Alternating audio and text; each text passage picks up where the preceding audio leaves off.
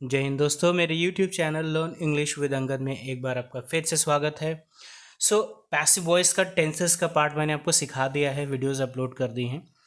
और आज मैं आपको बताने वाला हूँ मॉडल ऑक्सिलरी वर्ब्स का पैसिव कैसे बनाया जाता है। ये बहुत इजी होता है, इसमें कुछ नहीं करना होता है, बट हाँ समझना ज़रूरी होता है। एक बार अगर आप समझ जाते हैं सो प्रोबेबली आप दोबारा गलती नहीं करेंगे।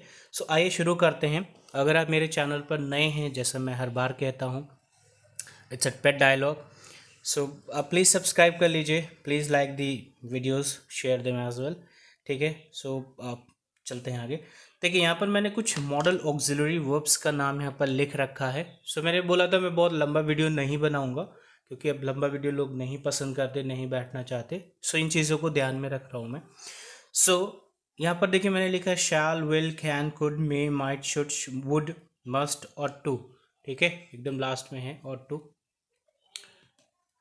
तो ये सारे जो वर्ब्स यहाँ पर लिखी हुई हैं ये मॉडल ऑक्सिलरी वर्ब्स होती हैं। मतलब इनका कोई मतलब होता है, ये किसी टेंस के पार्ट में नहीं होती। मतलब जैसे आप indefinite, continuous, perfect, perfect continuous, past, present, future में बोलते हैं, तो वो टेंसेस का पार्ट नहीं है। बट येस, ये भी इंग्लिश में हमें उतनी ही मदद करती हैं बोलने में, सीखने में, समझने में, जितना टेंस हमारा काम करता है। ठीक है, अगर मैं इनका मतलब बताऊं तो मैंने सबसे पहले इसी का वीडियो अपलोड किया था, जिसमें कैन, कुड, मे और if I had, would have, ये सब एक्सप्लेन किया था। वो नहीं करूँगा, बट येस इन सब का पैसिव कैसे बनाया जाता है एग्जाम्पल के साथ मैं अभी बताने वाला हूँ। प्लीज़ मेरे साथ बने रहिएगा, समझिएगा और ख़ुद आप बना पाएंगे, यूज़ कर पाएंगे।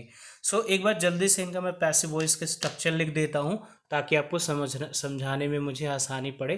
ठीक है, और आप जल्दी से समझ पाएँ। देखिए यहाँ पर मैंने ये जो अभी हमने बताया आपको मॉडल ऑक्सिलरी, इसका एक्टिव से पैसिव में बनाने का स्ट्रक्चर समझा दिया है।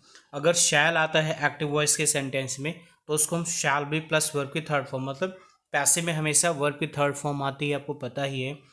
शैल का शैल भी हो जाएगा, विल का विल भी हो जाएगा, कैन का कैन भी, कुड का कुड भी, मे का मे भी, माइट का माइट भी, शुड का शुड भी, वुड का वुड भी, मस्ट का मस्ट भी, और टू का और टू भी हो जाता है। ठीक है, और पैसे में हमेशा वर्ब की थर्ड फॉर्म ही आती है। ये चीज़ें ध्यान में रखनी है।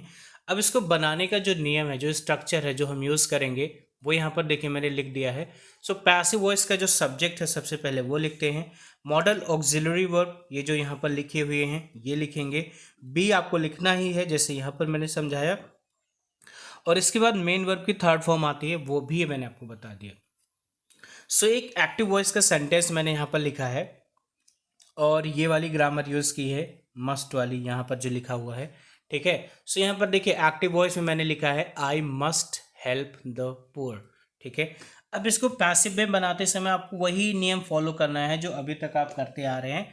मतलब कि जो आपका ऑब्जेक्ट है उसको सबसे पहले बना दीजिए सब्जेक्ट, तो ये हो जाएगा द पुअर।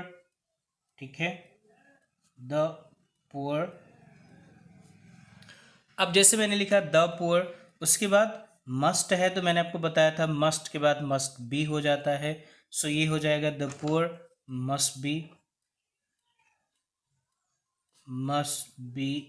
अब बी के बाद आपको बताया था वर्ब की थर्ड फॉर्म आएगी, बिना बोले थर्ड फॉर्म लगाना है। हेल्प की थर्ड फॉर्म हो जाएगी हेल्प्ड।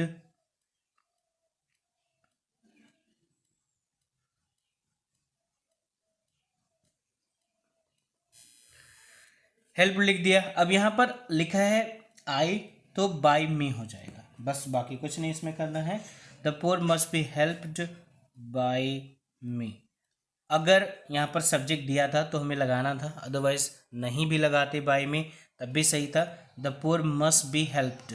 अब ऐसे ही शुड का आप बना सकते हैं, I should help the poor should be helped by me.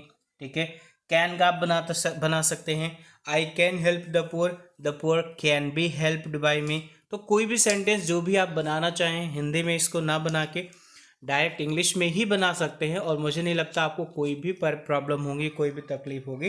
But एक दो एग्जांपल मैं आपको और एक्सप्लेन कर देता हूं, ताकि आपको बिल्कुल भी डाउट ना रहे और आप आसानी से इन सेंटेंसेस को बना पाएँ। ठीक है, ये देखिए मैं यहाँ पर एक और सेंटेंस लिखने जा रहा हूँ। अभी जो ऊपर ब्लू कलर से लिखा था वो एक्टिव वॉइस था, ये है इसका पैसिव वॉइस। ठीक है। सो ये इसका पैसिव वॉइस है। अब ऐसे में एक और लिखता हूँ कैन में, जैसे मैंने लिखा वी कैन स्पीक इंग्लिश, ऐसे ही लिखते हैं एक्टिव वॉइस में, वी कैन स्पीक इंग्लिश। ठीक है। अब इसको पैसिव में बनाते समय आपको मैंने बताया ऑब्जेक्ट को पहले रख दीजिए, इंग्लिश यहाँ आ जाएगा, इंग्लिश। ठीक है। कैन का मैंने बताया था कैन बी हो जाएगा, so English can be. Speak की थर्ड फॉर्म स्पोकन होती है तो हम लिखेंगे spoken, so English can be spoken by, we है तो बाय अस हो जाएगा। ठीक है। सो यहाँ पर लिखूंगा मैं बाय अस। ठीक है।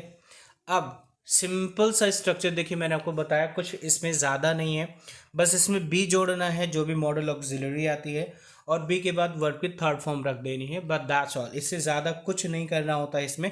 ये बोलते समय भी बहुत आसान होता है, ऐसा नहीं कि आप बोल नहीं पाएंगे इनको, ये बोलते समय भी उतनी ही ईजी होती हैं जितना आप इन्हें देख रहे हैं और बनाते समय रहता है।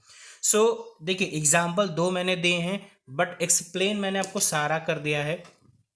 एक बार मैं आपको दोबारा दिखा देता हूँ ताकि आप बिल्कुल भी कंफ्यूज्ड ना हो। तो देखिए शैल का मैंने लिखा है शैल बी प्लस वर्ब की थर्ड फॉर्म, मतलब मेन वर्ब की थर्ड फॉर्म आएगी।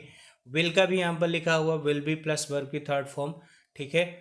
विल शैल भी मॉडल ऑक्सिलरी में ही काउंट होते हैं, बट इसके अलावा ये फ्यूचर इंडेफिनिट या कंटिन्यूअस में भी यूज़ किया जाता है इनको। ठीक है। इसके बाद कैन है, कुड है, मे है, माइट है, शैल है, शुड है, वुड है, मस्ट है, ऑट टू है। तो ये सारे मॉडल ऑक्सिलरीज होते हैं। इनको बनाते समय हम बी प्लस वर्ब की थर्ड फॉर्म यूज़ करते हैं पैसिव में। पैसिव का रूल आपको पता है कि जो एक्टिव वॉइस का ऑब्जेक्ट होता है वो सब्जेक्ट बन जाता है पैसिव वॉइस में। मॉडल ऑक्सिलरी वही आप यूज़ करेंगे यहाँ पर, वर्ब की थर्ड फॉर्म आप ज़रूर लगाते हैं, बट दैट्स ऑल। इतना ही है इसमें। सो अगर आपको नहीं समझ में आया है तो आप प्लीज़ दोबारा बताइए, मैं आपको दोबारा समझाऊंगा, सेम वीडियो नहीं बट दूसरी वीडियो दूसरे तरीके से। बट हाँ प्लीज़ देखिए, प्लीज़ बनाइए, प्लीज़ समझिए, ताकि आपको कोई डाउट ना रहे। ठीक है। और आई होप कि आप समझ रहे होंगे जो भी लोग देखते हैं। सो मिलते हैं अगली वीडियो में अगले टॉपिक के साथ। तब तक के लिए जय हिंद दोस्तों। प्लीज़ सपोर्ट करते रहिएगा मुझे। अभी तक जो आपने प्यार दिया उसके लिए बहुत बहुत धन्यवाद। प्लीज़ पूरा वीडियो देखिए। Thank you so much. मिलते हैं। Thank you.